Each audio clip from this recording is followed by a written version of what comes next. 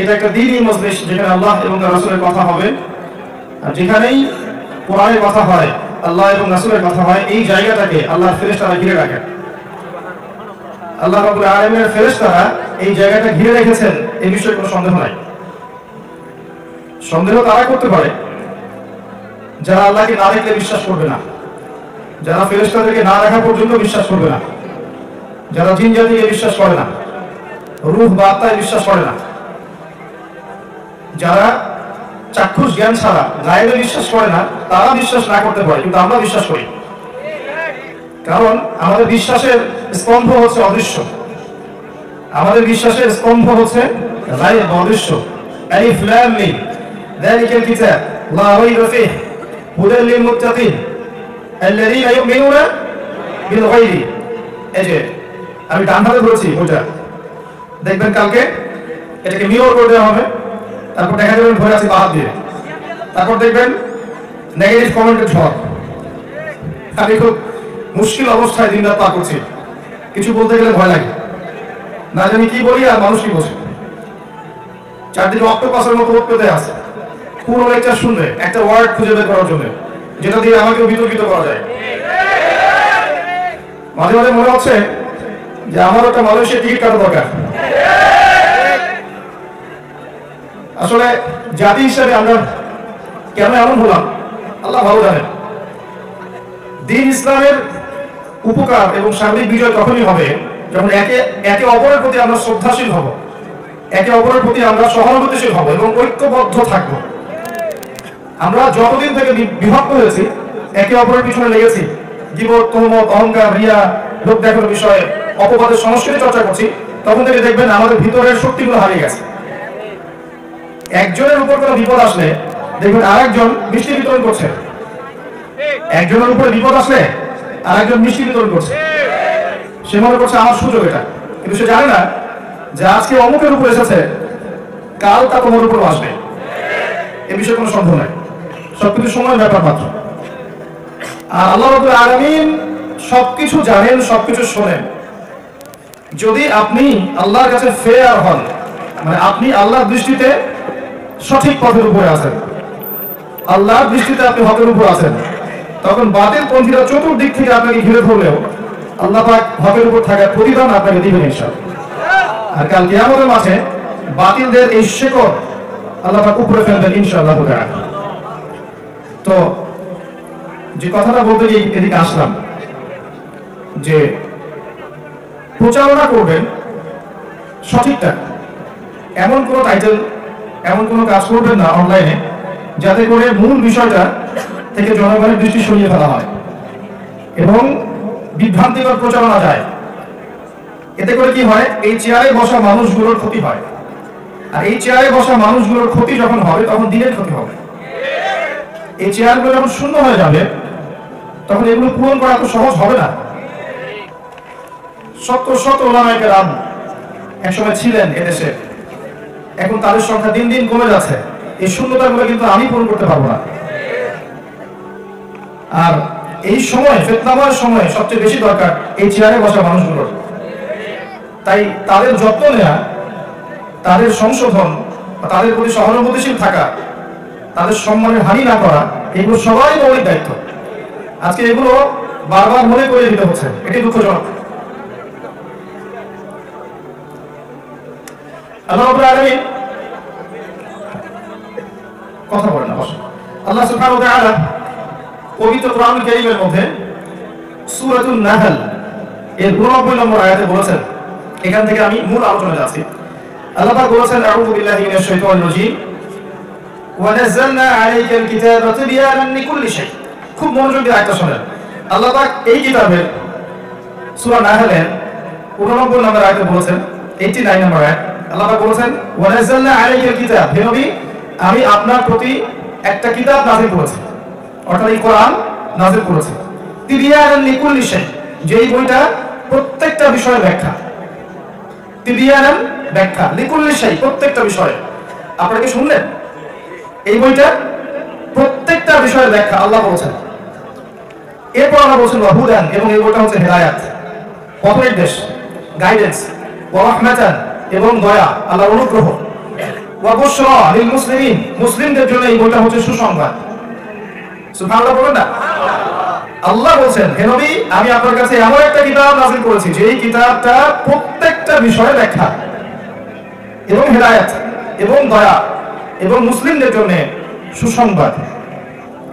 আর আমরা জানি এই কিতাবের ব্যাখ্যা হচ্ছে কি? সুন্নাহ, জানি না? ওয়া মা আতাকুমুর রাসূলু ফাখুযু, রাসূল সাল্লাল্লাহু আলাইহি ওয়াসাল্লাম যা দিয়েছেন তা গ্রহণ করো। ওয়া মা নাহাকুম আনহু ফান্তাহু, তিনি যা থেকে নিষেধ করেছেন বিরত থাকো। বিদায় হজের ভাষণে নবীজি বলে যাননি, তারাক্তু ফিকুম আমরাইন, আমি ছেড়ে যাচ্ছি মাত্র দুটো বস্তু, লন তাদিল্লু মা তামাসসাকতুম বিহিমা, তোমরা কোশ্চিন কালেও পথভ্রষ্ট হবে না যতদিন পর্যন্ত এই দুটাকে আঁকড়ে ধরে থাকবে। এক নাম্বার কিতাবুল্লাহ, আল্লাহর কিতাব আল কোরআন। দুই নাম্বার ওয়া সুন্নাতি নবীহি, তার নবীর সুন্নাহ অর্থাৎ হাদিসগুলো, সুন্নাহগুলো।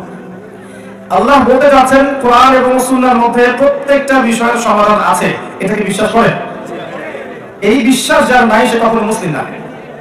যার মনে এই বিশ্বাস নাই যে কোরআন এবং সুন্নাহে সবকিছুর ব্যাখ্যা আছে, সমাধান আছে, সে প্রকৃত মুসলিম হতে পারে না, প্রকৃত মুমিন হতে পারে না। মুত্তাকি মুহসিন হওয়া অনেক দূরের কথা। প্রথমে বলেছিলাম কি, আমাদের বিশ্বাসের পিলার অদৃশ্যে হুদাল লিল মুত্তাকিন, এই বইটা মুত্তাকিদের জন্য হেদায়েত। কারা মুত্তাকি? আল্লাযীনা ইউমিনুনা বিল গায়ব, যারা অদৃশ্যে বিশ্বাস করে। আমরা বিশ্বাস করি মাহফিলের চতুর্দিক ফেরেশতা ঘিরে রেখেছেন। আমরা বিশ্বাস করি আল্লাহর রহমত সাকিনা এখানে বসিত হচ্ছে। আমরা বিশ্বাস করি আমাদের কথা আল্লাহ পাক এখন তার নিকটস্থ ফেরেশতাদের সামনে আলোচনা করছেন। এটা আমরা বিশ্বাস করি। কিন্তু যারা অদৃশ্যে বিশ্বাস করে না, যারা জিনে বিশ্বাস করবে না, যারা পরকালে বিশ্বাস করে না, যারা মালায়েকায় বিশ্বাস করে না, কবরের আযাব, জান্নাত, জাহান্নাম, মিজান, পুসিরাত এগুলোতে বিশ্বাস করে না, তারা কি এগুলো বিশ্বাস করবে? করবে না। তাদের বিশ্বাসের মানদণ্ড শোনে। আমাদের বিশ্বাসের মানদণ্ড হচ্ছে যেমন গায়েব, অদৃশ্য। আল্লাহ অদৃশ্য নন, দেখেছেন কখনো? মালায়েকা, ফেরেশতা দেখেছেন? ওয়া কুতুবিহি, সমস্ত আসমানি কিতাবগুলো দেখেছেন? একটা দেখেছেন? আমাদের এখন অনেক মুসলিম যুবক আছে যারা কোরআন কখনো চোখেও দেখে। এমন মানুষ আছে? আছে না? আছে। দুর্ভাগ্যজনক। ওয়া রাসূলিহি, সমস্ত রাসূলগণকে দেখেছেন? আমাদের নবীকেও কি দেখেছেন? দেখিনি। ওয়া ইয়াউমিল আখির, পরকালকে দেখেছেন? এই যে মউত, কবর, কবরের প্রশ্নোত্তর, কবরের আযাব, বারযাখ, ইল্লিন, নাসিজিন, কিয়ামতের মাঠ, মিজান, পুসিরাত, আমলনামা, এগুলো দেখেছি আমরা? দেখি নাই। জান্নাত, জাহান্নাম দেখি নাই। সব গায়েব। কদরি খাইরি ওয়া শাররি, তাকদীরের ভালো মন্দ দেখেছেন? তাকদীর কি জিনিস, কোথায় লেখা আছে, আল্লাহ কিভাবে লিখেছেন দেখেছেন? আল্লাহ বলেছেন যে প্রথমে আল্লাহ পাক কলম সৃষ্টি করেছেন। আসমান জমির সৃষ্টির 50,000 বছর আগে মানুষের তাকদীর আল্লাহ পাক লিখে ফেলেছেন। শুধু মানুষের না, প্রত্যেকটা সৃষ্টির তাকদীর লিখেছেন, ভাগ্য লিখেছেন। দেখেছি আমরা? দেখিনি। আমাদের বিশ্বাসের পিলারগুলো হচ্ছে সব গায়েবে, অদৃশ্যে। এই অদৃশ্যে বিশ্বাস না করা পর্যন্ত কেউ মুসলিম হতে পারছে না, ইমানদার হতে পারছে না। মুত্তাকি মুহসিন হওয়া তো অনেক দূরের কথা, তাই না? আর যাদের বিশ্বাসের মানদণ্ড হচ্ছে যুক্তি, দর্শন, বিজ্ঞান, পরীক্ষা নিরীক্ষা, পর্যবেক্ষণ, তারা কি এই গায়েবের পিলারে বিশ্বাস করবে? কথা বুঝতে পারছেন না?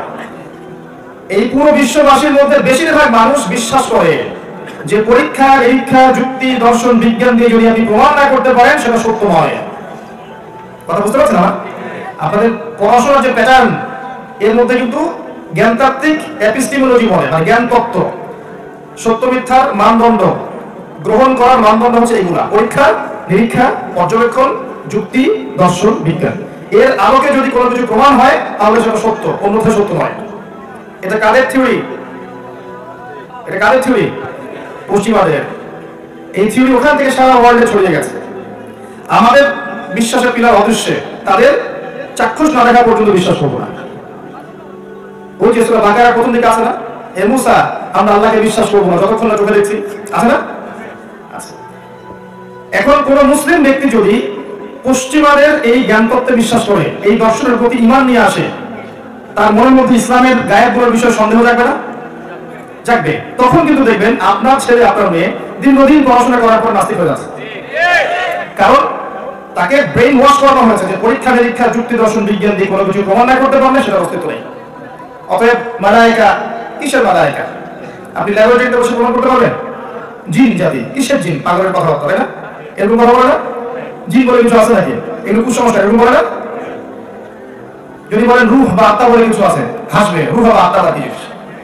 যদি আপনি বলেন যে মুমিনের স্বপ্ন সত্যি হতে পারে, হাসবে আপনার সাথে। যদি বলেন আপনি কবরে আযাব হয়, ইল্লিন বলে একটা জগৎ আছে, সিজ্জিন একটা জগৎ আছে, ঠিক আছে, মিজান হবে, ফুলসিরাত হবে, আমল নামাজ ছুড়ে দেওয়া হবে, জান্নাত জাহান্নাম থাকবে, হাসবে। এই যে জ্ঞানতাত্ত্বিক শিরক, এটা বিশ্বাসগত শিরক। তো এই শিরকের উপর দাঁড়িয়ে যদি আমি জ্ঞান চর্চা করি, আমার পরকালে কোনো আমল টিকবে? টিকবে না। আমার কথা একটু কঠিন মনে হয় না? একটু ঠান্ডা মাথায় বলার চেষ্টা করেন। এই এপিস্টেমোলজি দিয়ে সারা ওয়ার্ল্ডের মানুষ এখন জ্ঞান অর্জন করছে।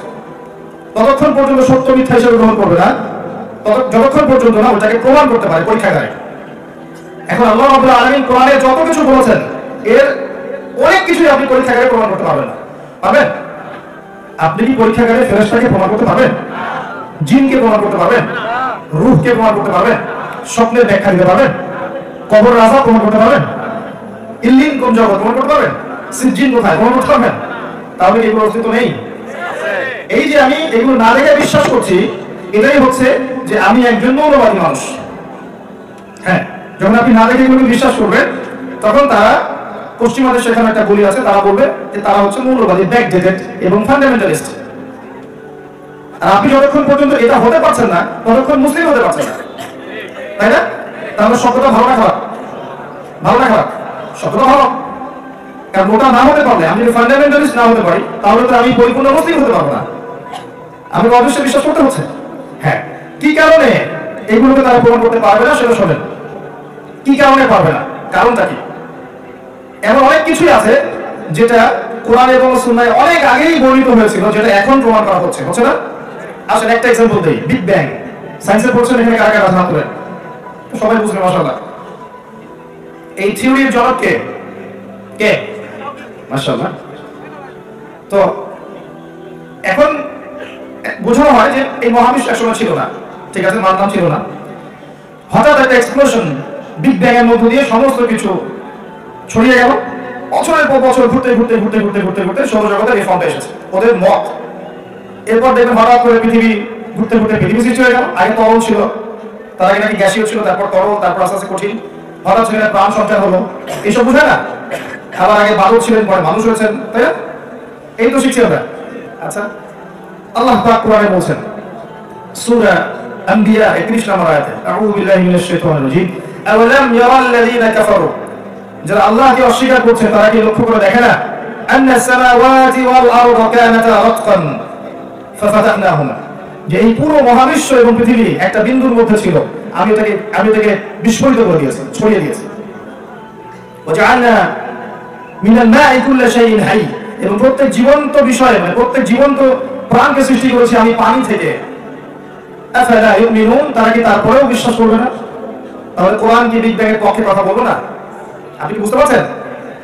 ওরা বলছে এটা অটোমেটিকলি হয়েছে, আল্লাহ বলছেন হয়েছে বটে, আমি করিয়েছি, অটোমেটিকলি হয়নি।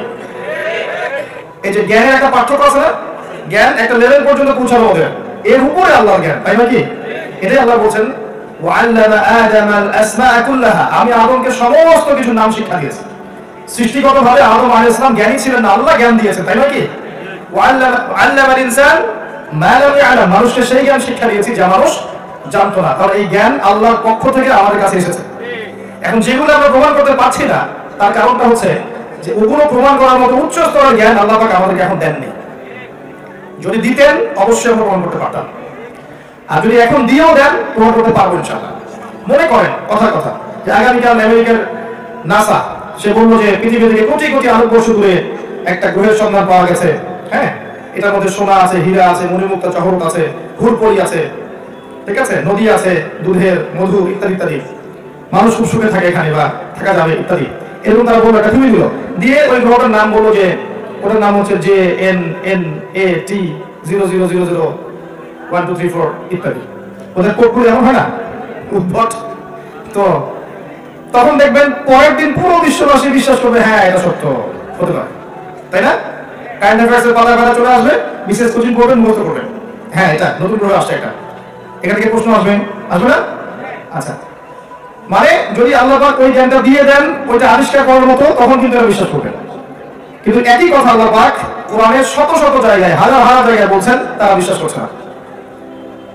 তো চাক্ষুষ না দেখলে বিশ্বাস করবো না, এই যে একটা মানে জ্ঞানতাত্ত্বিক পার্থক্য আমাদের সাথে, এটাই কিন্তু ঈমান আর কুফরের পার্থক্য করে দিয়েছে।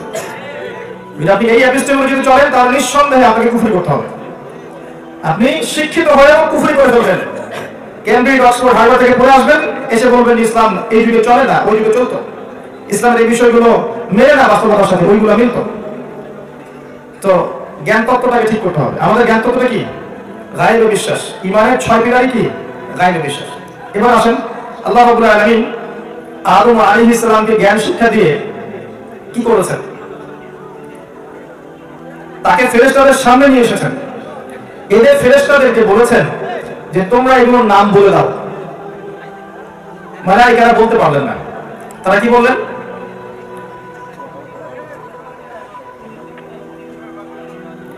মালায়েকার সামনে যখন আদম আলাইহিস সালামকে আনা হলো, আল্লাহ পাক বললেন যে তোমরা এই নামগুলো বলে দাও দেখি। তখন ফেরেশতারা বললেন লা ইলমা লানা ইল্লা মা আল্লামতানা, হে আল্লাহ আপনি আমাদেরকে যতটুকু শিখিয়েছেন এর বাইরে আমাদের কোনো জ্ঞান নেই। এরপর যখন আদম আলাইহিস সালামকে জিজ্ঞেস করা হলো, তিনি সব নাম বলে দিলেন। এই যে জ্ঞানের কারণে আল্লাহ পাক ফেরেশতাদের থেকে আমাদেরকে উঁচু স্থানে অবস্থান করালেন, তাই নাকি? আচ্ছা, এরপরে আবার আল্লাহ পাক বললেন যে ওয়াইজ কুলনা লিল মালাইকাতি ইসজুদু লি আদম। এখন হে ফেরেশতারা তোমরা আদম আলাইহিস সালামকে সিজদা করো। নূরের ফেরেশতাদেরকে আল্লাহ পাক মাটির আদমকে সিজদা করতে বললেন।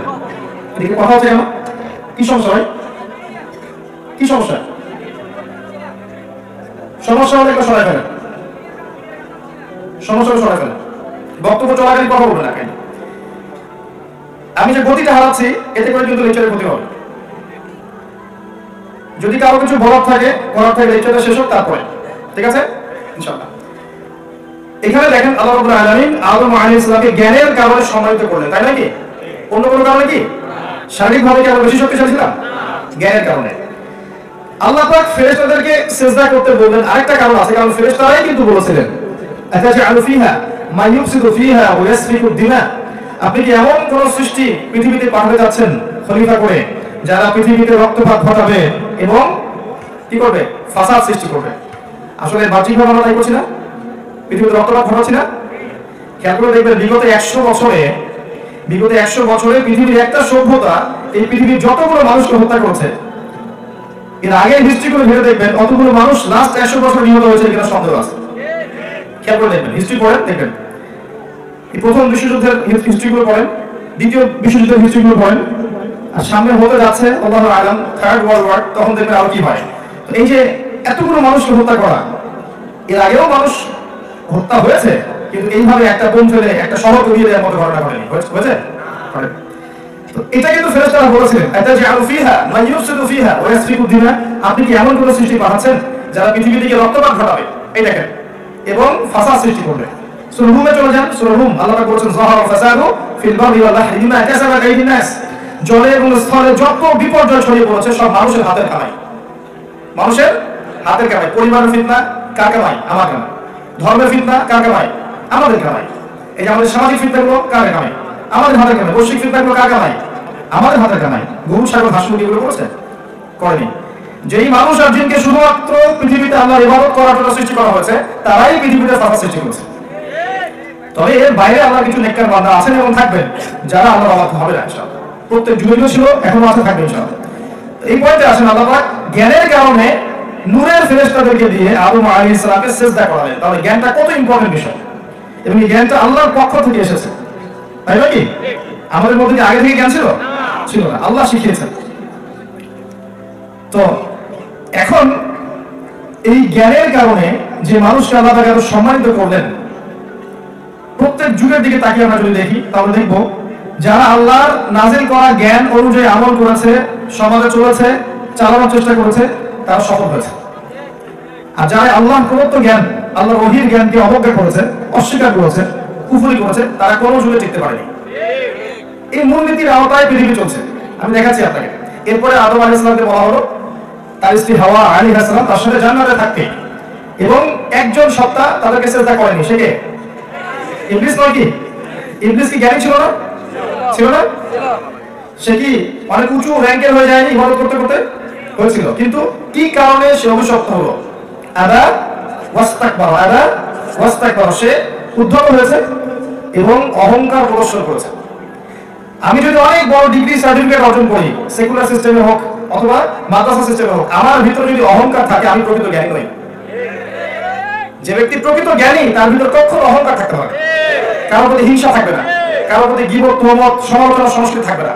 সে বিনয়ী হবে। একজন জ্ঞানী মানুষ কি হবে? বিনয়ী হবে। সে জ্ঞানের উদ্ধত অহংকার দেখাতে যাবে না, ধর্মতাত্ত্বিক স্বৈরাচার দেখাতে যাবে না। কোন কোন ক্ষেত্রে আমরা ধর্মীয় ক্ষেত্রেও স্বৈরাচারী মনোভাব দেখাই। এই চেয়ারের অধিকার শুধু আমার, সেখানেও কেন বসবে? এটা ধর্মতাত্ত্বিক স্বৈরাচার। যাই হোক, তো ইবলিস থেকে শিক্ষা হচ্ছে যে অহংকার মুক্ত সত্তা হতে না পারলে আমি প্রকৃত জ্ঞানী নই। আর জ্ঞান অনুযায়ী যদি আমার আমল না থাকে তাহলে তাকে কোশ্চেন কেন প্রকৃত আলেম বা জ্ঞানী বলা যায় না। মনে করেন আমি চেয়ারে বসে আছি, আমি কথাগুলো বলছি, এই কথাগুলোর উপর যদি আমার আমল না থাকে কোশ্চেন কেন আমি এই কথা বলার যোগ্য নই। এবং এই কথা আপনার মনে কোনো তাসির ফেলবে না, জানেন? যদি আমার কথাগুলো আমার কলব থেকে বের না হয় এবং আমার যদি এর উপর আমল না থাকে, আমার কথায় আপনার জীবন পরিবর্তন হবে না। আর যদি আমার কথায় আপনার জীবন পরিবর্তন হয় এবং কলিজার মধ্যে তাসির হয়, চোখ দিয়ে পানি ঝরে, বুঝবেন সে ব্যক্তির মধ্যে তাকওয়া ঈমান আছে। এরকম অসংখ্য মানুষ আছে বাংলা মাটিতে যাদেরকে আপনি ফেসবুকে দেখবেন না, ইউটিউবে দেখবেন না, কিন্তু এই অফলাইনে দিনের দাওয়াতি কাজ করেন, খুতবা দেন, দাস দেন। তাদের দাস শুনে মানুষের চোখ দিয়ে দরদর করে পানি পড়ে, মানুষের জীবন পরিবর্তিত হয়। जो बात दिल से निकलती है दिल पे असर करती है। যে কথা মন থেকে বের হয় এটা অন্যের মনে কি করে? আসর করে। আপনারা বুঝবেন এটা। আপনারা সাগর পাড়ের মানুষ, সাগর পাড়ের মানুষের মনটা বড় হয় আমার ধারণা, কারণ সমুদ্র আপনাকে বড় হতে শেখাবে। আমি একজন ক্ষুদ্র মানুষ, বিকেলে সাগর পাড়ে গিয়ে দাঁড়ালাম, বিশাল সমুদ্র, শক্তিশালী, প্রচন্ড শক্তিশালী, এবং তার গর্জন শুনে বোঝা যায় তার ভিতরে কত শক্তি, তাই না? আমি তার সামনে গিয়ে দাঁড়ালাম, সে বিনয়ের সাথে আমার পা ধুয়ে দিল। ওই সমুদ্রকে আদেশ করবেন এটা সবাইকে উড়িয়ে দাও, তখন আল্লাহ আদেশে সে দেখবেন সবাইকে ঝড়, ঘূর্ণিঝড়, জলোচ্ছ্বাস উড়িয়ে দিয়েছে। প্রকৃতি আল্লাহর আনুগত্য করে, আসমান, জমিন, পাহাড়, পর্বত প্রত্যেকটা বিষয় আল্লাহ আনুগত্য করে। আফালা ইয়ানজুরুনা ইলা al-ibili কাইফা খুলিকাত ওয়া ইলা as-samaa'i কাইফা রুফিআত ওয়া ইলা al-জিবালি কাইফা নুসিবাত ওয়া ইলা al-আরদি কাইফা সুতিহাত। আল্লাহ পাক কোরআনে বলেছেন। উট থেকে শিক্ষা দিতে বলেছেন। একটা উট দেখবেন পানি না খেয়ে নিজের তৃষ্ণার্ত থেকে আপনাকে মরুভূমিতে সফর করাবে, ঠিক আছে? সারা আকাশে দেখেন, আকাশ আপনাকে বুকে জড়িয়ে রাখবে জমিনটাকে, কোনো কষ্ট জমিনের উপর আসতে দিবে না মহাকাশ থেকে। পাহাড় আপনাকে দৃঢ়তা শেখাবে যে মানুষ আপনাকে যত ভালো মন্দ যাই হোক না কেন, আপনি হকের উপর থাকলে আপনার দৃষ্টান্ত ওই পাহাড়ের মতো। আর পাহাড় শুধু দৃঢ়ই থাকে না, শান্ত থাকে। পাহাড়কে দেখবেন শান্ত থাকে এবং দৃঢ় থাকে। শান্ত থেকে দৃঢ় থাকাটা কঠিন। পাহাড় বেশি কথা বলতে চায় না, পাহাড় শান্ত থাকে, দৃঢ় থাকে। তো আপনাকেও রাসূলুল্লাহ সাল্লাল্লাহু আলাইহি ওয়াসাল্লামের মতো বিপদ আপদ, বাধা মুসিবত, সমালোচনায় শান্ত থাকতে হবে। তখন আল্লাহ আপনার পক্ষ থেকে জবাব দিবে ইনশাআল্লাহ। এটা হবে যখন আপনি হকের উপর থাকবেন এবং আপনি শান্ত থাকবেন, বিনয়ী থাকবেন, নিরহংকার মুক্ত থাকবেন, আল্লাহ আপনার পক্ষ থেকে মানুষকে জবাব দিয়ে দিবে ইনশাআল্লাহ। যুগে যুগে হয়েছে, আলো হবে। জমিনের দিকে তাকান, যত কষ্ট দেয় আমরা জমিনকে দেই, তাই না? তারপরেও জমিন আমাদেরকে আগে রেখেছে। প্রকৃতি থেকে আল্লাহ শিখতে বলছেন। সিলেটের প্রোগ্রামে আমরা মৌলভীবাজার ঘুরেছিলাম, ওখানে একটা স্পেশালিটি আছে, সেটা হচ্ছে আগর আতর। জানেন হয়তো আপনারা, আগর গাছ, এখান থেকে আতর বের হয় এবং সবচেয়ে দামি র আতরটা বের হয়। এই বের হওয়ার প্রসেসটা যদি আপনি দেখেন, দেখার পরে আমার অন্তত মনে হচ্ছে যে এই গাছটা নিজের গায়ে শত শত আঘাত সহ্য করে আপনাকে সুগন্ধি দিচ্ছে। চিন্তা করতে পারবেন না, একটা আগর গাছকে লাগানো হয়, যারা জানেন তারা আরো ভালো বলতে পারবেন। এখানে তারকাটা পেরেক যেগুলো আছে, পেরেকগুলোকে পোতা হয়, তার গায়ের মধ্যে অসংখ্য অজস্র পেরেক পুঁতে দেওয়া হয়, আস্তে আস্তে রেখে দেওয়া হয়। সময়ের সাথে সাথে এটা পচতে থাকে, পচন হয়, পরে তাকে কাটা হয়, কাটার পরে সেখান থেকে ছোট ছোট পিস করে আরো বিভিন্ন প্রসেসের মধ্য দিয়ে বাষ্পগুলোকে কালেক্ট করে আতরটাকে বের করা হয়। নিজের গায়ে শত শত আঘাত সহ্য করে একটা গাছ আমাকে সুগন্ধি দিয়ে গেল। চিন্তা করতে পারেন, এই প্রকৃতির দিকে তাকালে মানুষ বিনয়ী হবে। আমি ইবলিস থেকে এত দূরে আসলাম, ইবলিসের মধ্যে বিনয় ছিল না, অহংকার ছিল।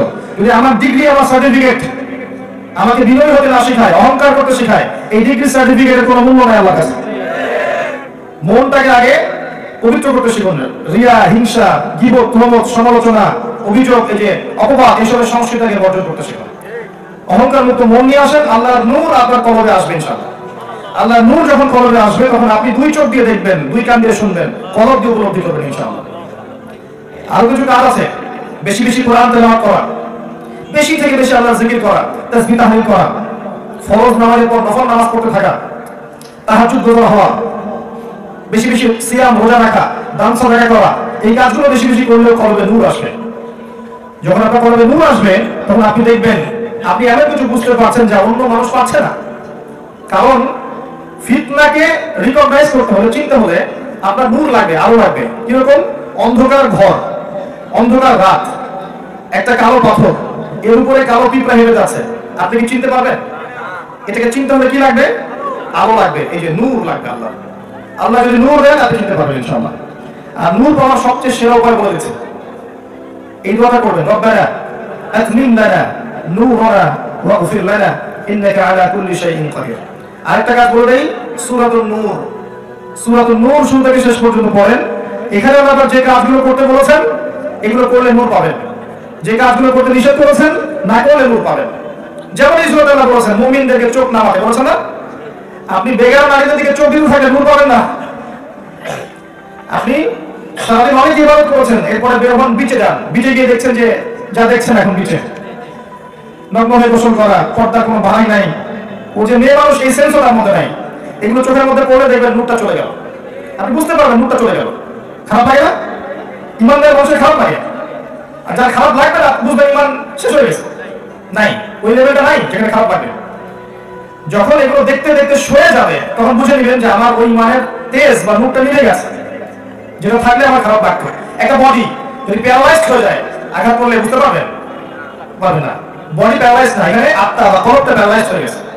পাপ করতে করতে, পাপ দেখতে দেখতে, শুনতে শুনতে, চলতে চলতে এই পুরো আত্মাটাকে প্যারালাইজড হয়ে গেছে, প্যারালাইজ করে ফেলা হয়েছে। এই প্যারালাইজড আত্মা আবার আগের প্রাণ ফিরে পাবে যদি আপনি কোরআন বেশি বেশি তেলাওয়াত করেন, মৃত্যুকে বেশি বেশি স্মরণ করেন, কবর জিয়ারত করেন, দান সাদাকা বাড়িয়ে দেন, সিয়াম রাখেন, নফল নামাজ পড়েন, তাহাজ্জুদ পড়েন, আল্লাহর জিকির করতে থাকেন, আপনার ওই প্যারালাইজড রূহ ইনশাআল্লাহ দেখবেন আবারও সজীব হয়ে যাবে ইনশাআল্লাহ। আর একটা হাদিস মনে পড়বে, এটা বলে দিই যে যখন মানুষ ফরজ আমলগুলো করার পাশাপাশি নফল বাড়িয়ে দেয় এবং মনের মধ্যে তার খারাপ রিপুগুলোকে ত্যাগ করতে পারে, আল্লাহ পাক জিবরাইল আলাইহিস সালামকে ডেকে বলেন যে আমার অমুক বান্দাকে আমি ভালোবাসি, তুমিও তাকে ভালোবাসো। এরপর জিবরাইল আলাইহিস সালাম অন্য সমস্ত ফেরেশতাদেরকে ডাকেন, ডেকে বলেন যে আল্লাহ অমুক বান্দাকে ভালোবাসেন, আমিও অমুক বান্দাকে ভালোবাসি, তোমরা সবাই তাকে ভালোবাসো। এরপর ফেরেশতারা দুনিয়াবাসীকে বলেন যে আল্লাহ অমুক বান্দাকে ভালোবাসেন, জিবরাইল অমুক বান্দাকে ভালোবাসেন, আমরাও তাকে ভালোবাসি, তোমরা সবাইও তাকে ভালোবাসো। এরপর দেখবেন ওই পৃথিবীবাসীর মনের মধ্যে আল্লাহ পাক ওই বান্দার জন্য ভালোবাসা তৈরি করে দেন। এটা এভাবে হয়। আল্লাহ পাক আমাদেরকে আল্লাহর ভালোবাসা পাওয়ার তৌফিক দান করুন, আমিন। আমি একটা পয়েন্টে অনেক দূরে চলে আসছি। ইবলিস বহিষ্কৃত হয়েছে অহংকারের কারণে, উদ্ধত আচরণ করার কারণে। আপনি খেয়াল করে দেখবেন আদম আলাইহিস সালামও কিন্তু ওই নিষিদ্ধ গাছের কাছে গিয়েছেন, আদেশ লঙ্ঘন করেছেন, করেননি? ইবলিসও কিন্তু সিজদা করেনি, আদেশ লঙ্ঘন করেছে। তাহলে ইবলিস চিরস্থায়ী জাহান্নামী কেন হলো? আর আদম আলাইহিস সালামকে আবার ফিরে আসার সুযোগ কেন দেওয়া হলো? কারণ আদম আলাইহিস সালাম ভুলের উপর অটল থাকেননি। তিনি ফাতালাক্কা আদামু মির রাব্বিহি কালিমাত ফাতাবা আলাইহি, তিনি রবের কাছ থেকে কালিমা শিখলেন, তওবার কালিমা শিখলেন, শিখে তওবা করে আল্লাহর কাছে ফিরে আসলেন, আল্লাহ পাক মাফ করে দিলেন। ইবলিস এই কাজটা করেনি, বরং সে উল্টা কিয়াস করেছে, খালাকতানি মিন নার ওয়া খালাকতাহু মিন তিন, আমাকে সৃষ্টি করেছেন আগুন দিয়ে, তাকে মাটি দিয়ে, আমি কেন তাকে সিজদা করব? এই যুক্তি দর্শন বিজ্ঞান, এই যে প্রমাণ না হলে আমি মানব না। আপনি বললেই মানব কেন? কথা বুঝতে পারছেন? আল্লাহ পাক বহিষ্কার করলেন, লানত করলেন, কিয়ামত পর্যন্ত লানত এবং চিরস্থায়ী সে জাহান্নামে থাকবে। মূলনীতি বোঝেন, জ্ঞানের মূলনীতি, আনুগত্যের মূলনীতি কি হতে হবে? আল্লাহ যেটা বলেছেন চোখ বন্ধ করে মানতে হবে, পারবেন? রাসূল যেটা বলেছেন চোখ বন্ধ করে মানতে হবে। প্রত্যেকটা আদেশ এবং নিষেধের পিছনে অবশ্যই বৈজ্ঞানিক কারণ আছে, যুক্তি দর্শন আছে, কিন্তু সবগুলো ফাইন্ড আউট করার জ্ঞান হয়তো আমার নেই। তাই বলে এই নয় যে এগুলো বাতিল, এমন নয়, হয়তো আমার জ্ঞানে বুঝে এটা আসছে না। এই হচ্ছে এপিস্টেমোলজি বা জ্ঞান তত্ত্ব ইসলামিক। এরপর চলে আসেন আদম আলাইহিস সালাম, হাওয়া আলাইহিস সালাম, ইবলিস, কাউকে আল্লাহ পাক আর জান্নাতে রাখলেন না, তাই না? জান্নাতে রাখলেন না, আল্লাহ পাক নামিয়ে দিলেন, কুল নাহবিতু মিনহা জামিআ, আমরা বললাম যে তোমরা নেমে যাও, ফাইম্মা ইয়াতিয়ান্নাকুম মিন্নী হুদান, তোমরা পৃথিবীতে নেমে যাচ্ছ যাও, কিন্তু প্রত্যেক যুগে যুগে আমার পক্ষ থেকে তোমাদের কাছে হেদায়েত আসবে। কি আসবে? হেদায়েত আসবে। ফামান তাবিআ হুদায়া, ভালো করে শুনেন, যারা আমার সেই হেদায়েত মেনে চলবে, ফালা খাউফুন আলাইহিম ওয়ালা হুম ইয়াহজানুন, তাদের কোনো ভয় নাই, কোনো দুশ্চিন্তা নাই। এই হচ্ছে আপনার ফিলোসফি অফ লাইফ। এবার শুনেন জীবন দর্শন। এপিস্টেমোলজি বুঝিয়েছি, এবার আসেন জীবন দর্শন। আল্লাহ পাক বলছেন তোমরা পৃথিবীতে নেমে যাও, আমি তোমাদেরকে একা ছেড়ে দিচ্ছি না, প্রত্যেক যুগে যুগে তোমাদের কাছে আমার পক্ষ থেকে হেদায়েত আসবে। যারা আমার হেদায়েত মেনে চলবে, কোনো ভয় নাই, কোনো টেনশন নাই, তোমরা আবার জান্নাতে ফিরে আসবে ইনশাআল্লাহ। একটা কথা। দুই নাম্বার, ওয়াল্লাযীনা কাফারু ওয়া কাযযাবু বিআয়াতিনা, কিন্তু যারা আমার আয়াতকে অস্বীকার করবে, মিথ্যা প্রতিপন্ন করবে, ফাউলাইকা আসহাবুন নার, এরা জাহান্নামের অধিবাসী হবে, হুম ফিহা খালিদুন, সেখানে তারা চিরস্থায়ী থাকবে। দ্য ফিলোসফি অফ লাইফ, জীবন দর্শন। হেদায়েত আসবে যদি মানেন, আপনি জান্নাতি। হেদায়েত আসবে যদি অস্বীকার করেন, কুফরি করেন, আপনি জাহান্নামী। এটা সহজ কোনো ফিলোসফি হতে পারে? হতে পারে। এবার দেখেন আদম আলাইহিস সালামের যুগটা দেখেন। এই যুগ সম্পর্কে একটা ঘটনা এসেছে সূরা মাইদায়। কি সেটা? ওই যে হাবিল আর কাবিল, তাই না? কাবিল তার ভাইকে হত্যা করলো না, হিংসার বশবর্তী হয়ে হত্যা করলো। শিক্ষা আছে, এখনো সেই হাবিল এবং কাবিলের সংস্কৃতি চলছে মুসলিমদের মধ্যেই। এখনো মুসলিমদের মধ্যে সেই হাবিল কাবিলের সংস্কৃতি চলছে। এখন আমরা হিংসা, বিদ্বেষ, অপবাদ, আন্ডারএস্টিমেট করা, বিভক্তি, এগুলো সংস্কৃতি ছাড়তে পারিনি। এখনো একজনের পিছনে আরেকজনের না লেগে থাকলে ঘুম হয় না। একজনের সুখ উন্নতি দেখলে আরেকজনের গাজালা পড়া হয়। কারো দ্বারা দিয়ে কোনো উপকার হতে থাকলে তাকে যতক্ষণ পর্যন্ত মাটিতে না নামানো যায় শান্তি হয় না। হাবিল কাবিলের সেই হিংসাত্মক সংস্কৃতি এখন আমাদের মধ্যে আছে। মনে রাখবেন, ঈর্ষা বা হিংসা মানুষের নেক আমল খেয়ে ফেলে, ঠিক যেমন আগুন কাজকে খেয়ে ফেলবে। কাবিল যে অন্যায় করেছিল, রাসূল সাল্লাল্লাহু আলাইহি ওয়াসাল্লাম বলেছেন পৃথিবীতে যত মানুষকে হত্যা করা হবে সমস্ত খুনের পাপের একটা অংশ কাবিলের আমলনামায় যুক্ত করা হবে, কারণ সেই পৃথিবীতে সর্বপ্রথম খুনের ট্রেডিশন চালু করেছে।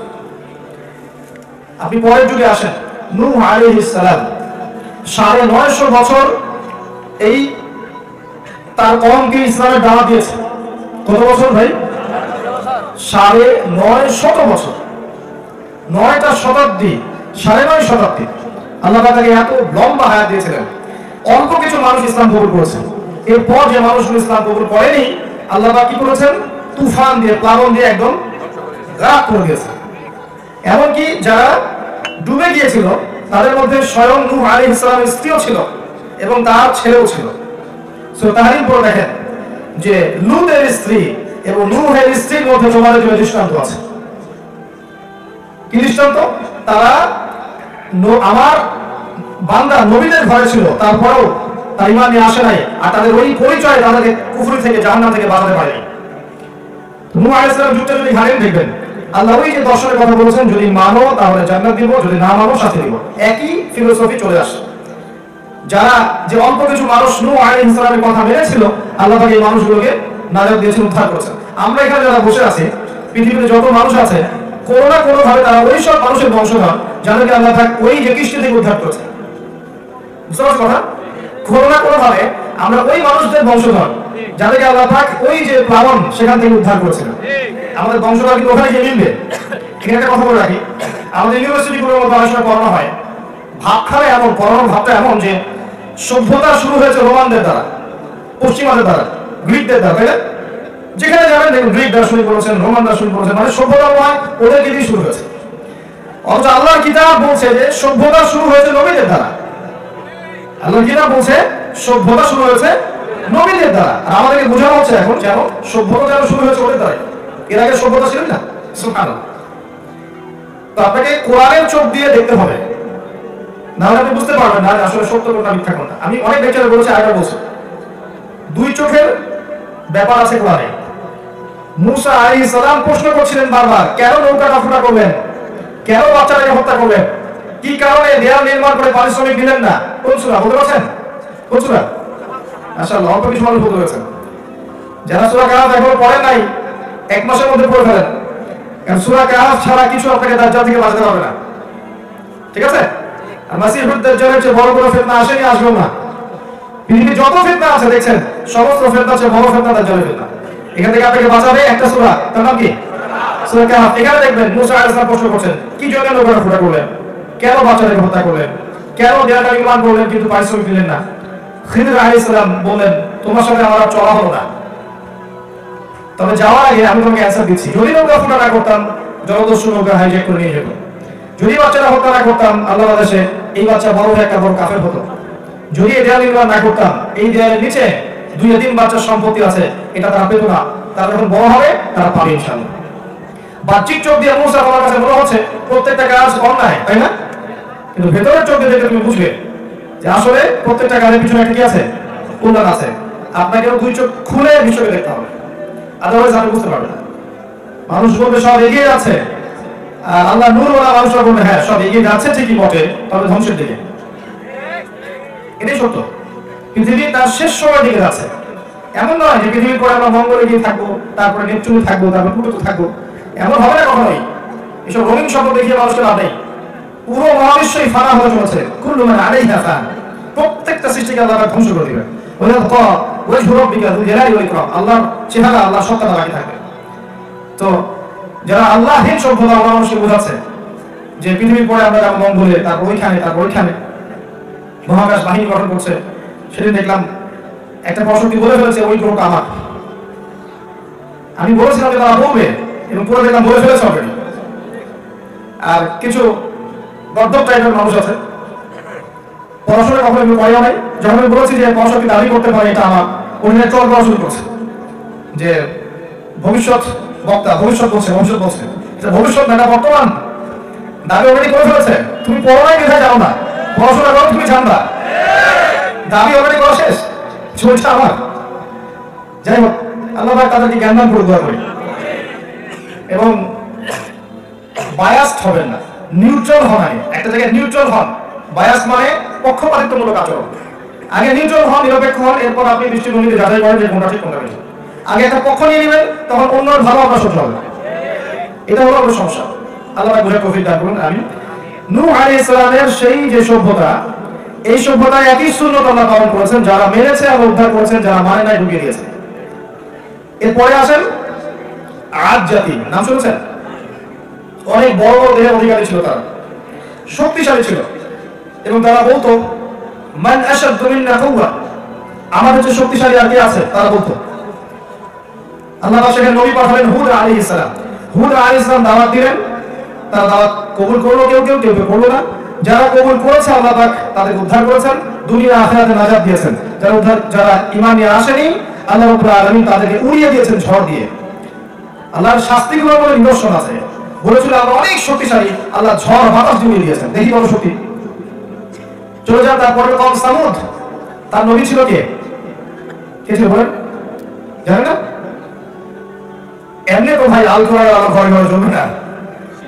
আল কোরআনের আলো তখনই ঘরে ঘরে জ্বলবে যখন কোরআন আপনি A to Z পড়বেন। কোরআন A to Z পড়বেন, জানবেন, বুঝবেন, আমল করবেন, তখন দেখবেন অটোমেটিকলি আল কোরআনের আলো ঘরে ঘরে জ্বলে গেছে। জোর করে প্রেশার ক্রিয়েট করতে হবে, এমনি জ্বলে যাবে। কে কে নিয়াত করতে পারেন আগামী রমজান আসার আগেই কোরআন তেলাওয়াত শিখবেন? ইনশাআল্লাহ শিখবেন তো? ইনশাআল্লাহ ওয়াদা করছেন, বায়াত করছেন তো আমাদের? ঠিক আছে। কোরআন শুধু পড়া শিখলেই হবে না, এর অর্থটাও জানতে হবে, বুঝতে হবে, এবং কিছু অংশ হিফজ করতে হবে। যদি পুরোটা হিফজ করতে পারেন মাশাআল্লাহ খুব ভালো, যদি পুরোটা নাও পারেন অ্যাট লিস্ট কিছু অংশ হিফজ করবেন, মুখস্থ করবেন, অর্থটা পড়বেন। যদি আপনি আরবি ভাষা না জানেন সেক্ষেত্রে বিশুদ্ধ করে তাফসীর নেবেন, মাআরিফুল কোরআন, ইবনে কাসির বা যারা লাইব্রেরি একটা তাফসীর নিয়ে আপনি A to Z প্রতিদিন 10টা 20টা করে আয়াত পড়তে পারবেন না? অসম্ভব কিছু। আমাদের সমস্যা বলি একটা, আমরা সারা রাত যদি আলোচনা করি আজকে রাতে, হয়তো সারা রাত মানুষ বসে থাকবে, কিন্তু একটা বই সবাইকে দিয়ে দিই, একটা করে কপি দিয়ে বলি যে ফজরের নামাজের পর পরীক্ষা নিব, আপনারা পড়েন সারা রাত, 10%ও থাকবে না। পড়াশোনা করতে চায় না। পড়াশোনা না করলে এই উম্মার খেদমত করা যাবে না। আপনি যদি পড়াশোনা করেন, অনেস্ট থাকেন, হকের উপর থাকেন, সৎ হন, আল্লাহ যদি আপনি কবুল করেন, আপনার দ্বারা উম্মার খেদমত হবে ইনশাআল্লাহ। আমি অনেকদিন বলেছি আপনাকে এই সাবজেক্টগুলো পড়তেই হবে, কোরআন এবং হাদিস, এর সাথে সিরাত, তারপরে ফিকহ, ইসলামের ইতিহাস, ইসলামিক অর্থনীতি, তারপরে আপনি যেগুলো পড়ছেন সায়েন্সে আছে, কমার্সে এগুলো পড়বেন, BBA MBA এগুলো পড়বেন, সমস্যা নেই, ডক্টরেট পড়বেন, মেডিকেল সায়েন্সে পড়বেন, ইঞ্জিনিয়ারিং পড়বেন, সবই পড়বেন। বেসিক আপনার এই সাবজেক্টগুলো পড়তে হবে। যখন আপনি এই সাবজেক্টগুলো পড়বেন, আপনার ভিতরে ইসলামিক নীতি, নৈতিকতা, মূল্যবোধ জাগ্রত হবে। যারা অনুযায়ী যখন আমল করবেন, আল্লাহ নূর আসবে, বরকত আসবে, তখন আপনি আদর্শ পরিবারও পাবেন, হালাল রিজিকও পাবেন, ইনশাআল্লাহ আল্লাহ তাআলা ইজ্জত সম্মানও পাবেন ইনশাআল্লাহ। এই কাজগুলো না করে, সত্যি কথা বলছি, এই কাজগুলো না করে শুধুমাত্র আইওয়াশ করে শোডাউন দিয়ে দিন ইসলাম কায়েম হবে না, সম্ভব না। বেসিক জায়গায় আসেন, যুব সমাজকে পড়াশোনা করতে হবে, প্রচুর করতে হবে। পড়তে রাজি আছি না ভাই? কষ্ট হবে না? প্রত্যেকের বাসায় একটা করে লাইব্রেরি করতে পারবে না? মাসে 2000 টাকা বই দিতে পারবে না? প্রতি মাসে 2000 টাকা বই।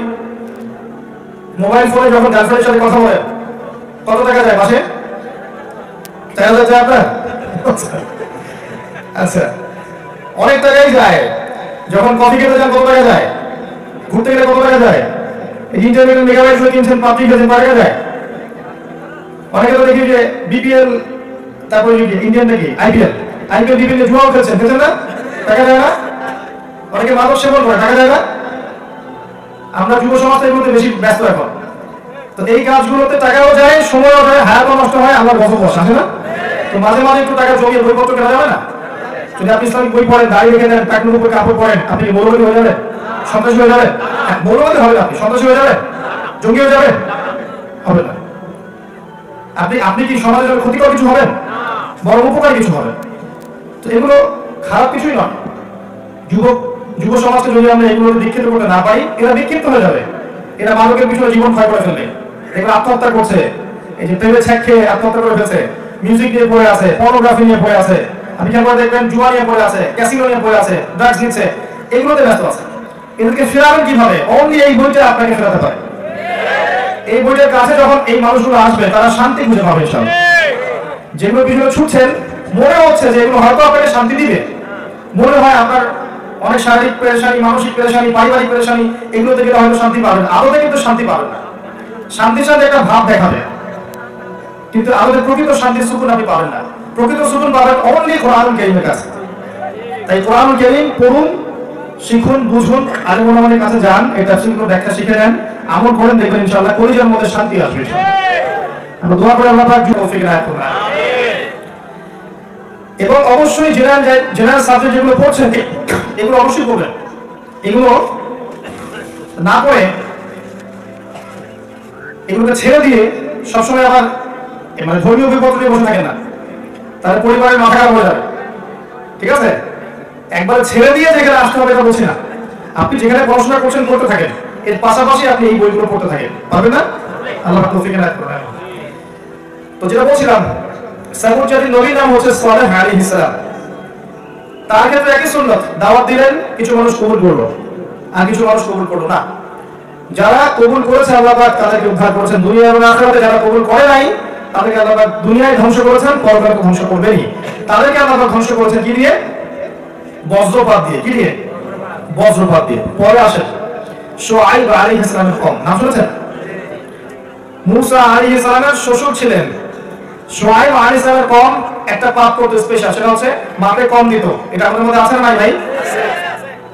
মাপে যখন কম দিবে মানুষ, সমাজের মধ্যে অর্থনৈতিক ইনফ্লুয়েশন আসবে, মানে অর্থনৈতিক যে মান আছে, একটা সাম্যাবস্থা আছে, এটা পড়ে যাবে, দুর্ভিক্ষ নেমে আসবে আল্লাহর পক্ষ থেকে। এটা শাস্তি হাদিসে এসেছে। মাপে যখন কম দিবে মানুষ, তখন দুর্ভিক্ষ নেমে আসবে। তো এই কাজটা ব্যবসায়ীরা কি করি আমরা? ওয়াইলুল লিল মুতাফফিফিন, আল্লাহ বলেছেন। এই মাপে কম দেওয়া ছিল শুআইব আলাইহিস সালামের কওমের খাসলত। আরেকটা খাসলত ছিল, তারা ডাকাতি করত, ছিনতাই আছে না, ছিনতাই করত। তো আল্লাহ পাক এই কওমটাকে ধ্বংস করেছেন কি দিয়ে? শোনেন, পৃথিবীর প্রথম কওম যাকে আল্লাহ পাক ভূমিকম্প দিয়ে ধ্বংস করেছেন, সেটা হচ্ছে শুআইব আলাইহিস সালামের কওম। যদি আমরা এই শাস্তি পাপগুলো করতে থাকি, আল্লাহ পাক এই শাস্তি দিবেন আমাদের কেউ, নাউযুবিল্লাহ। এবং শেষ জামানার হাদিসের মধ্যে এসেছে যে কিয়ামতের আগে আগে ভূমিকম্প বাড়তে থাকবে, বেশি বেশি ভূমিকম্প হবে, এবং তিনটা হবে বড় বড় মেজর ভূমিকম্প। একটা পৃথিবীর পূর্ব দিকে, মানে এমন ভূমিকম্প হবে যে জমিন পড়ে যাবে নিচে, জমিন ঢুকে যাবে ভিতরে। একটা পৃথিবীর পূর্ব দিকে। পৃথিবীর পূর্ব দিক কোনটা ভাই? এই যে আমাদের পুরো কন্টিনেন্ট, আপনার পুরো সাবকন্টিনেন্ট সহ শুরু করে এই পুরো কন্টিনেন্টটা হচ্ছে পূর্ব দিক পৃথিবীর। এখানে একটা বড় ভূমিকম্প হতে যাচ্ছে, আল্লাহ জানেন কবে, আমরা জানি না কবে, কিন্তু হবে, হাদিস এসেছে। কিছু পাপের কারণে এটা আসে, সেটাও হাদিস এসেছে। অশ্লীলতা, বেহায়াপনা, মানুষ যখন মদকে হালাল করে নিবে, বাদ্যযন্ত্রকে হালাল করে নিবে, তখন এই পাপগুলো আসবে, এই শাস্তিগুলো আসবে। আরেকটা হবে পৃথিবীর পশ্চিম দিকে, ওই যেই পশ্চিমা সভ্যতায় মানুষের প্রবাসী হচ্ছে, ওখানে সুখের সন্ধানে গ্রিন কার্ড, নিজের দেশকে প্রতিভা দেওয়া বাদ দিয়ে অন্যকে প্রতিভা দিয়ে আসছি। আমি গিয়েছি, প্রয়োজন পূরণ হয়েছে, চলে আসতে হবে। দেশ ভালো না, জনগণ ভালো না, সরকার ভালো না, পরিবেশ ভালো না, এই করে করে দেশকে অপেক্ষা করে বাইরে গিয়ে পড়ে থাকা হবে? নিজের প্রতিভা, নিজের যত স্কিল আছে এটাকে জনগণকে দেওয়া যাবে না, রাষ্ট্রকে দেওয়া যায় না, দিয়ে নিজের দেশকে এগিয়ে নেওয়া যায় না? অন্যের দেশে আমি আমার সময়, মেধা, আমার প্রতিভা ওদেরকে উন্নতি করানোর জন্য, এবং এমন একটা সভ্যতাকে উন্নতি করাচ্ছি যারা ইসলামের প্রকাশ্য দুশমন। সারা বিশ্বের প্রত্যেকটা মুসলিম কান্ট্রিতে এরা বোমাবাজি করে মানুষ হত্যা করছে। ওদেরকে আমি শ্রম দিয়ে আমার প্রতিভা উন্নতি করাবো কি জন্য? আমি আমার দেশকে উন্নতি করাবো, আমার দেশকে আমি মেধা দিব, আমার শ্রম দিব, আমি আমার রাষ্ট্র, আমার সরকারকে, আমাদের যে পরিবেশ আছে এখানে আমি উন্নতি করবো, যাতে করে আমাদের এখানে দুর্নীতি কমে যায়, ভালো কিছু হয়। কেন করা যায় না? সমালোচনা সংস্কৃতিটা আমার অভ্যস্ত বেশি, এটা ঠিক হচ্ছে না, এটা ঠিক হচ্ছে না, তাই না? এটা ভালো, এটা ভালো না। আমি নিজে করলাম নাকি?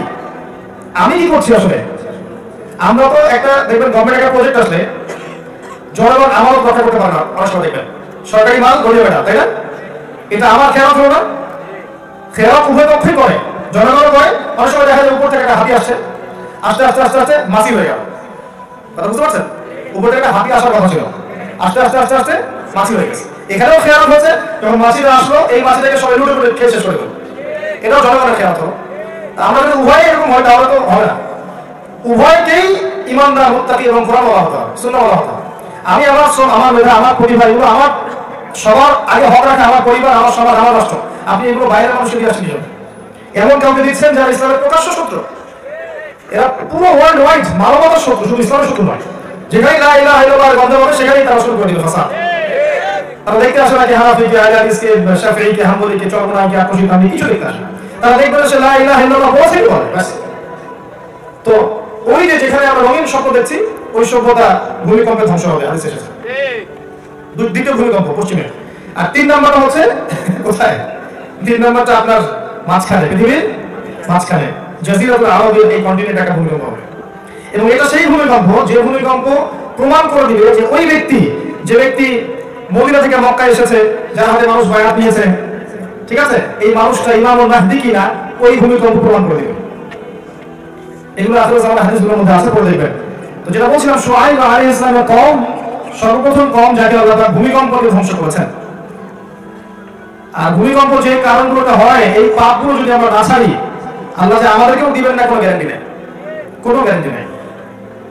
আল্লাহ তাআলা আমাদেরকে আল্লাহর গজবের যে পাপ, এগুলো থেকে বাঁচিয়ে রাখুন, আল্লাহুম্মা আমিন। আল্লাহ তাআলা আমাদেরকে প্রচন্ড ভালোবাসেন, প্রচন্ড রহম করেন, প্রচন্ড দয়া করেন, করুণা করেন, মায়া করেন।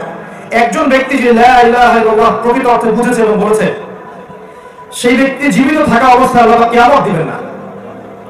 একটা ব্যক্তি যদি থাকে পৃথিবীতে যে লা ইলাহা ইল্লাল্লাহকে ধারণ করেছে প্রকৃত অর্থে, ও বেঁচে থাকা পর্যন্ত আল্লাহ কিয়ামত দিবেন না।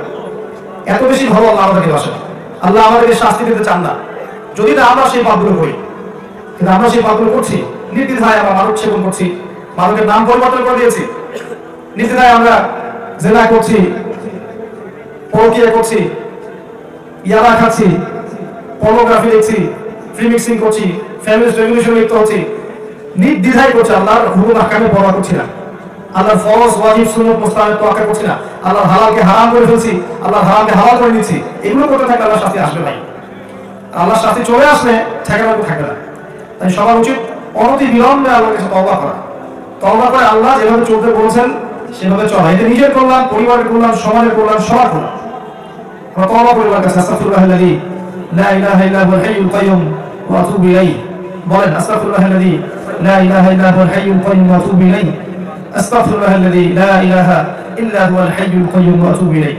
তারপরে জেনারেশনে যান, ফিরআউন, শুনেছেন নাম? মুসা আর ফিরআউন, কোরআন খুলবেন খালি মুসা আর ফিরআউন। ফিরআউন কে ছিল? এই বিশ্বের পরাশক্তি, এখনকার পরাশক্তিদের মতোই পরাশক্তি, অনেক দাপট। সে বলেছিল যে আনা রাব্বুকুমুল আ'লা, আমি তোমাদের মহান রব, নাউযুবিল্লাহ, আমি ছাড়া তোমাদের কোনো রব আছে আমি তো জানি না, এরকম বলেছিল। তো আল্লাহ পাক কি করেছেন দেখেন, এখানে একটা চমৎকার মেসেজ আমি আপনাকে দিব ইনশাআল্লাহ। আল্লাহ রাব্বুল আলামিন মুসা আলাইহিস সালামের নবী করলেন। মুসা আলাইহিস সালাম ব্যক্তিত্বপরায়ণ মানুষ ছিলেন এবং শারীরিকভাবে প্রচন্ড শক্তিশালী ছিলেন। একদিন তিনি দেখছেন, আপনারা তো জানেন যে মুসা আলাইহিস সালামকে আল্লাহ ফিরআউনের ঘরেই বড় করেছেন, করেন নাই? তার মায়ের ঘটনা শুনছিলেন না একটু আগে মনে হয়? আচ্ছা, ওইদিকে আমি গেলাম তাহলে। এবার মুসা আলাইহিস সালাম দেখছেন বনু ইসরাইলের এক ব্যক্তির উপর জুলুম করা হচ্ছে, তিনি গিয়ে তাকে বাঁচাতে চাইলেন এবং একটা ঘুষি দিয়েছেন জাস্ট তাকে বাঁচানোর জন্য। এই ঘুষিতেই ওই ফেরাউনের যে ওই পুলিশ বাহিনীর একজন ছিল, ফেরাউনের বাহিনীর একজন, সে মারা গেল একটা ঘুষিতেই। তার মানে তার গায়ে কোনো শক্তি ছিল। আচ্ছা, এবার মুসা আলাইহিস সালাম আর ওই বিষয় টিকতে পারছে না, কারণ তাকে মারা গেছে আসামি মনে করে মনে হচ্ছে, এবং তিনি তখন হিজরত করে চলে গেলেন কোথায়? মাদিয়ান, শুআয়ব আলাইহিস সালামের কওমে। সেখানে গিয়ে তিনি বসে আছেন, দেখলেন যে দুইজন মেয়ে পানি নিতে এসেছে, পানি নিতে এসেছে। মেয়েরা তো একটু অবলা হয়, তাই না? তো ছেলে মানুষ আগে পানি নিচ্ছে, সে চান্স পাচ্ছে না মেয়েগুলো। মুসা আলাইহিস সালাম সেখানে গিয়ে তাদের বালতি নিয়ে তাদেরকে পানি নিয়ে দিলেন, হেল্প করলেন, উপকার করলেন। তো এই মেয়ে দুটো বাসায় ফিরে গেল। এই ফাঁকে মুসা আলাইহিস সালাম একটা গাছের নিচে বসেছেন, বসে তিনি আল্লাহর কাছে দোয়া করছেন, রব্বি ইন্নী বিমা আনজালতা ইলাইয়া মিন খাইরিন ফাকিহ। হে আল্লাহ, তুমি আমার প্রতি যে অনুগ্রহ পাঠাবে, যে নিয়ামত পাঠাবে, এর জন্য আমি ভিখারি হয়ে বসে আছি। কারণ তার তখন বাড়ি নাই, থাকার জায়গা নাই, কিছু নেই, হিজরত করে এসেছেন। ঠিক এমন অবস্থায় ওই দুই মেয়ের একজন মেয়ে হেঁটে হেঁটে আসছেন। আল্লাহ পাক এই কোরআনের মধ্যে, আমি বললাম একটা বিষয় বলা আল্লাহ বাদ দেন নেই, ওই নারী কিভাবে হেঁটে এসেছেন আল্লাহ পাক কোরআনে সেটাও বলেছেন। সুবহানাল্লাহ, আল্লাহ পাক কোরআনে বলেছেন যে সে লাজুক ভঙ্গিতে হেঁটে আসলো। সুবহানাল্লাহ, এই যে মেয়েদের হাঁটার মধ্যে যে পর্দা আছে, এখনকার জেনারেশনকে বুঝাতে পারবেন? বোরখা পরে এমন ভাবে হাঁটবে যে হাঁটার কারণে পর্দাটা ছুটে গেছে। এই পশ্চিমা ধাঁচে গড়ে ওঠা এই মেয়েদের, যারা ফ্যামিলিস্ট রেভলিউশনে বিশ্বাস করে, এই মেয়েদেরকে আপনি মুসা আলাইহিস সালামের মেয়ের, মুসা আলাইহিস সালামের স্ত্রীর হাঁটা শেখাতে পারবেন? শুআয়ব আলাইহিস সালামের মেয়ে ছিলেন তিনি, পরে এই মেয়ের সাথে মুসা আলাইহিস সালামের বিয়ে হয়েছে। এসে তিনি বলেছেন যে বাবা আপনাকে ডাকছেন। লাজুক ভঙ্গিতে হেঁটে তিনি মুসার কাছে এসে বলেছেন, বাবা আপনাকে বাসায় ডাকছেন। এবার মুসা আলাইহিস সালাম সেই বাসায় গেলেন, সেখানে দেখলেন শুআয়ব আলাইহিস সালাম, তিনিও নবী, তিনি তার এই মেয়ের সাথে তার বিয়ে দিলেন। একজন মুত্তাকি, দিনদার, পরহেজগার মানুষ এইরকম মেয়ে পাবে জীবনে ইনশাআল্লাহ। আর যে ছেলে মুত্তাকি না, পরহেজগার না, যে এখনকার এসব পণ, মাদক, জুয়া, লটারি, বেনামাজি, কুফরি, শিরক, বিদআতে ডুবে আছে, এই ছেলে কখনো এরকম মেয়ে পাবে না জীবনে। তো নিজে ভালো হলে এরকম মেয়ে পাবে ইনশাআল্লাহ। তো তাদের বিয়ে হলো। মুসা আলাইহিস সালামকে মোহর নির্ধারণ করা হয়েছে 8 বছর চাকরি করতে হবে। শুআয়ব আলাইহিস সালামের ফার্মে 8 বছর চাকরি করতে হবে। যদি তুমি চাও আরো 2 বছর বাড়াতে পারো। যাই হোক, মুসা আলাইহিস সালাম এইখানে নবুয়ত পেয়েছেন, তুর পাহাড়ে। এরপর যখন তিনি ফিরআউনের কাছে গেলেন, আল্লাহ পাকের কাছে তার আগে দোয়া করলেন যে আল্লাহ, আমি তো সেখানে অলরেডি একটা অপরাধ করে এসেছি, আমি যদি সেখানে যাই ওরা আমাকে মেরে ফেলবে। আমার সাথে আমার ভাইকে নবী করে দেন, হারুন আলাইহিস সালামকে নবী করা হলো। এবং মুসা আলাইহিস সালাম একটা দোয়া করলেন, রব্বি ইশরাহ লি সাদরি ওয়া ইয়াসসির লি আমরি ওয়াহলুল উকদাতাম মিন লিসানি ইয়াফকাহু কওলি। আল্লাহ, আমার কলিজাটা বড় করে দাও, বুকটা প্রশস্ত করে দাও, সাহস দাও। আর ফিরআউনকে দাওয়াতে কি লাগবে? সাহস লাগবে না?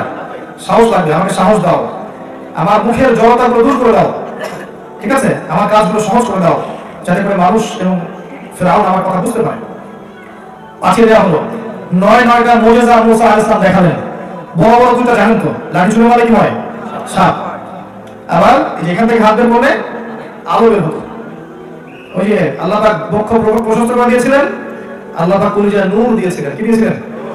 হাত বের করছেন, আলো বের হচ্ছে। আপনার সায়েন্স বিশ্বাস করবে? বিশ্বাস করবে? করবে না।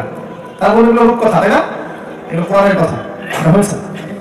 এরপরে তিনি দাওয়াত দিলেন, ফিরআউন দাওয়াত কবুল করলো না। আপনারা জানেন ফিরআউন তার দলবল সহ বনী ইসরাঈলকে অ্যাটাক করলো। আল্লাহ পাক লোহিত সাগরে তাদেরকে একত্রিত করলেন না? সমস্ত ফিরআউনের সদস্যদেরকে আল্লাহ পাক ফিরআউন সহ লোহিত সাগরে এক মুহূর্তের মধ্যে ডুবিয়ে মেরে ফেললেন।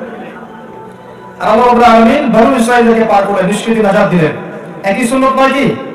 ওই নূহ, ওই আদ, ওই সামুদ এবং শুআয়ব সমস্ত নবীদের একই সুন্নাত নয় কি?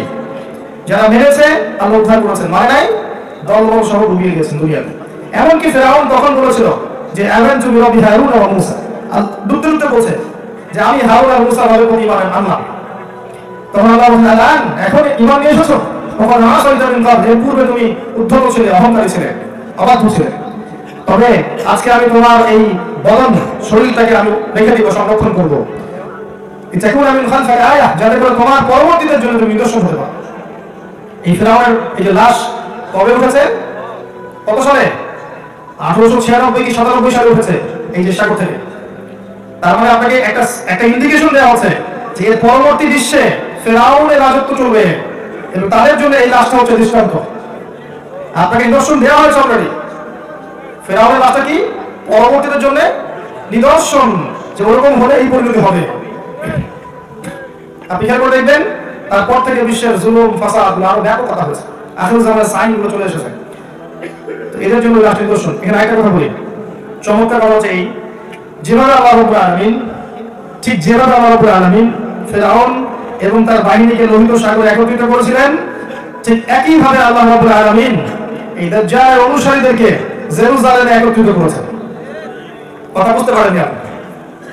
আবার বলছি, আই রিপিট, আল্লাহ পাক যেভাবে ফেরাউন এবং তার অনুসারীদেরকে লোহিত সাগরে একত্রিত করেছেন সব ডুবিয়ে গায়েব করার জন্য, একইভাবে আল্লাহ রাব্বুল আলামিন বিগত 70 বছর ধরে জেরুজালেমে দাজ্জাল এবং তার অনুসারীদেরকে একত্রিত করেছেন।